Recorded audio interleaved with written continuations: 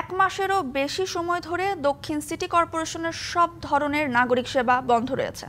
ইশরাক সমর্থকদের আন্দোলনে নগর ভবনে এখনও ঝুলছে তালা।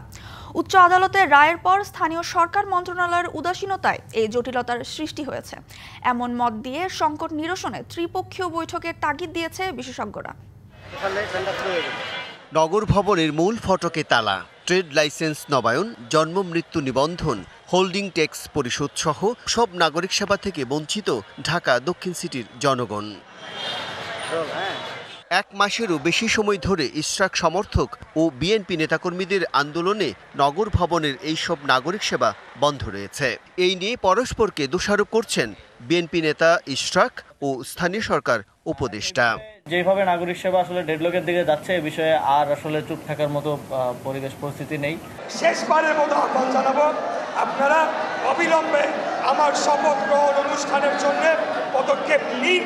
তাদের রেশারেশিতে দক্ষিণ সিটি নাগরিকদের মৌলিক অধিকার ক্ষুণ্ণ হচ্ছে বলে মনে করছেন সচেতন মহল।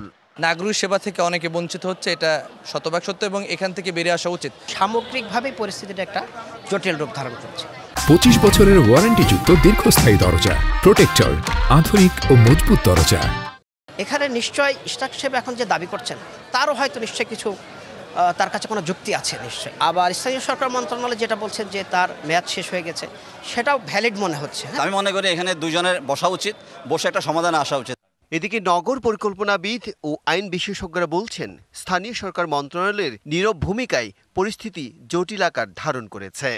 এখানে একটা আইনি বিষয় আছে, এখানে আদালতের রায় আছে, আবার এখানে জনগণের প্রত্যাশা আছে। এখন আদালতের রায়, নির্বাচন কমিশনের সিদ্ধান্ত, সেই বিষয়গুলো নিয়ে সরকার এবং নির্বাচন কমিশন ইতিমধ্যে একটা ফয়সালা দেওয়া প্রয়োজন ছিল, সেই ফয়সালাগুলো তো হয়নি। সব মিলিয়ে আসলে যেই আদালতের বিষয়গুলো সেগুলো সরকার তার মতো করে ফয়সালা করতে পারত। প্রথম হলো সবাইকে একটু আইন অনুযায়ী চলা।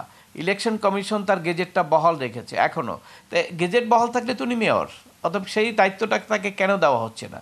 এই না দেওয়ার মাধ্যমে কিন্তু একটা এই জোর জবরদস্তি করার একটা প্রক্রিয়া শুরু হয়েছে। তো যদি মেয়াদ না থাকে তাহলে সেক্ষেত্রে মেয়াদ যখন ছিল তখন তাকে কেন শপথ করালেন না? তাহলে উদ্বেগের অবসান ঘটিয়ে নাগরিক সেবা নিশ্চিত করতে নির্বাচন কমিশন, স্থানীয় সরকার মন্ত্রণালয় এবং বিএনপিকে এক টেবিলে বসে দ্রুত ফয়সালার তাগিদ দেন বিশেষজ্ঞরা। সবকিছু নির্ভর করে আপনার সদিচ্ছার উপরে।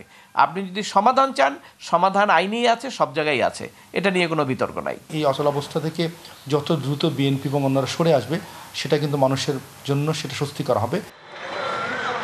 Bijan Kumar Das, DBC news, Dhaka.